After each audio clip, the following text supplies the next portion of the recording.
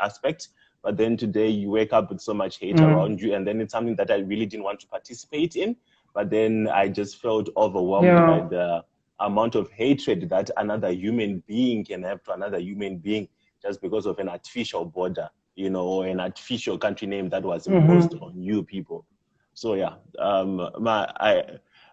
I would need a better understanding on why, as a human being, you would hate another human being just because you think they're taking something that you feel entitled to get it.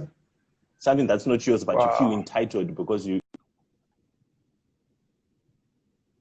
You know what? So I'm gonna request him one more last time, but then we're gonna reschedule this and do it another day, because I feel like this topic we need to talk about it, and it's gonna be between me and him, discuss where it.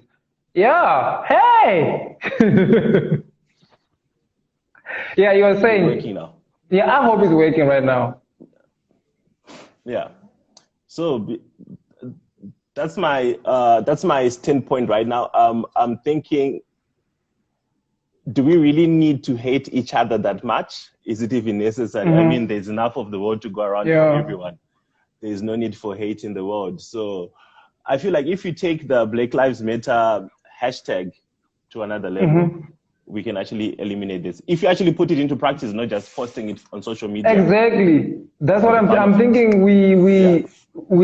I mean, some of us, we work in a office that's full of Indian. Sorry, whoever my colleague is watching this.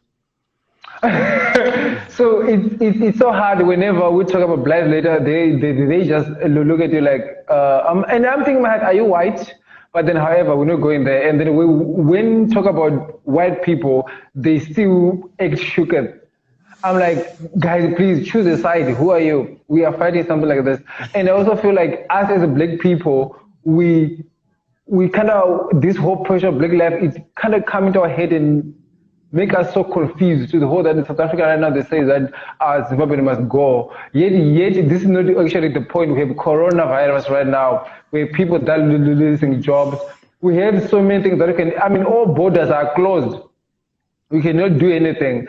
And I just don't feel like if Zimbabwe must fall, what's happening? How? Because Black Lives Matter, we were together in it. You know, we are all educated in this society. Like right now, everyone has got some form of higher education. Yeah. And if you just watch the news, if you don't even need anyone else to tell you, if you just watch the news, you know what's happening in Zimbabwe right now.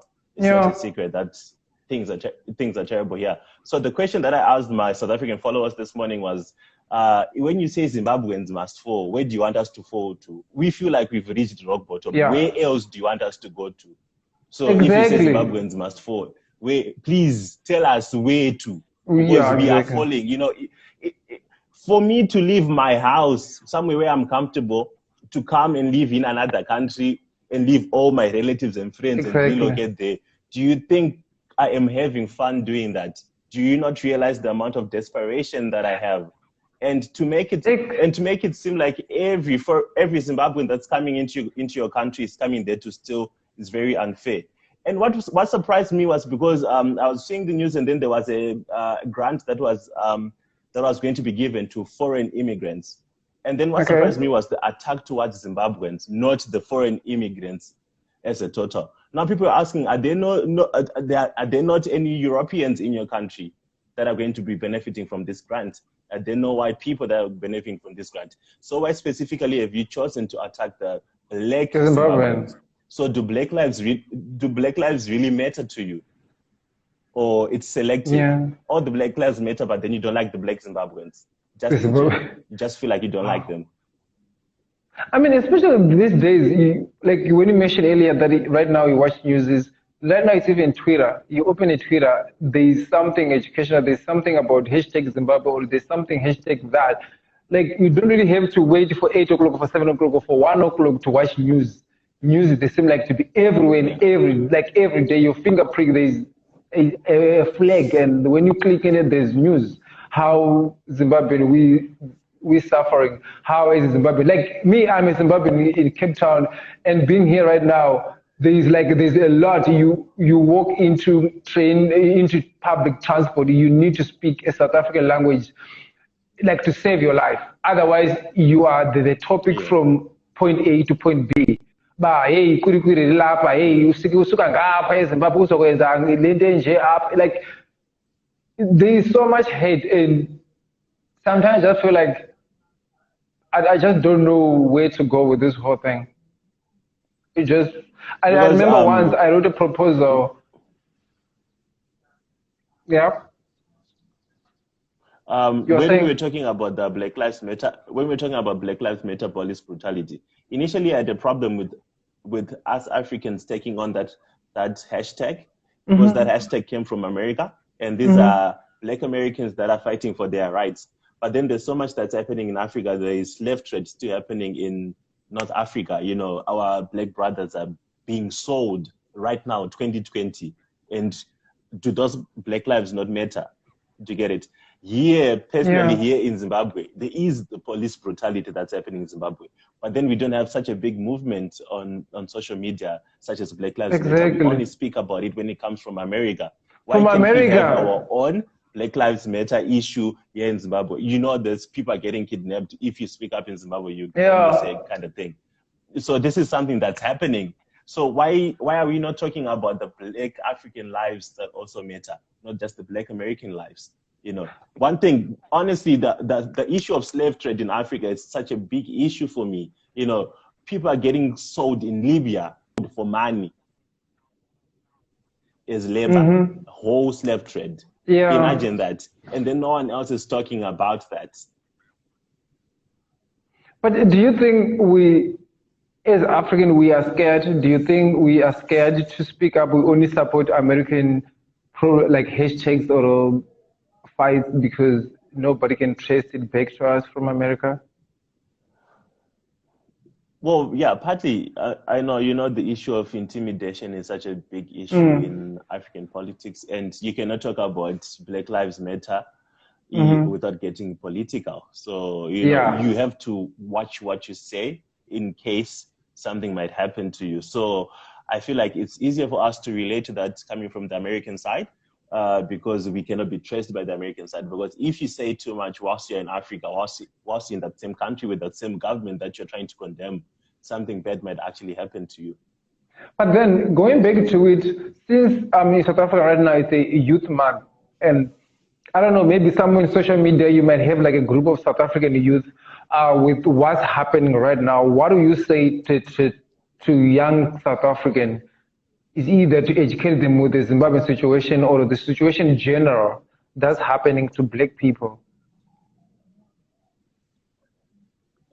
Well, to be truthful, during this National Youth Month, the best we can do is support each other as youths. We need to support each other. Remember, at some point, Zimbabwe was called the bread basket of Africa. You know, exactly. It's actually quite well. I remember that. But look at us now. So for you as a nationality of another country to say you don't like Zimbabweans because they are poor, you don't know where your country is going to go. You don't know who you're going to look for. You are 30 years old and then you are saying food to Zimbabweans. Yeah. When you are 50, you don't know where your country is going to be, because the things that are happening in Africa, it's like a whole cycle. Every country starts up there and then ends down there. And then we all need to support each other, especially as youths. Also looking at the fact that the people who have in our governments are not youths. They are people who are older, way up there. So we have to come together as youths of all nations and support each other, because we are in this together. You know, you support me, you never know what I'm going to be able to do for you in the next 10 years. So basically, we just need to come together as youths, stick together. Okay. So there is a reason why we are having this conversation with you right now, and it comes back to that. I'm sure you can read that. We can read that, right? Baba. You see, I was more inclined to the marketing definition. That's why I was saying I'm not an influencer. So yeah. No, focus on top. We say the champion of the art. Leave the buyer and the production, the service, the promotion. So what I was saying, I think. Yeah, you're saying. I never consider myself to be a champion of anything. So yeah. No, I mean, I don't think you can say to yourself you are a champion. I can say you are a champion. So right now, check your belt, okay? Check your belt. so, so I was just thinking, as talking with especially what you do. I'm sure you're also aware of number of followers that you have, number of people that you have on Instagram, on Twitter, and number of people that listen to things that you say. Uh, I think first question, like, do you ever feel the pressure of saying, I cannot post this because what those people will say to me? Yeah, of course, there's the pressure of Okay, so having the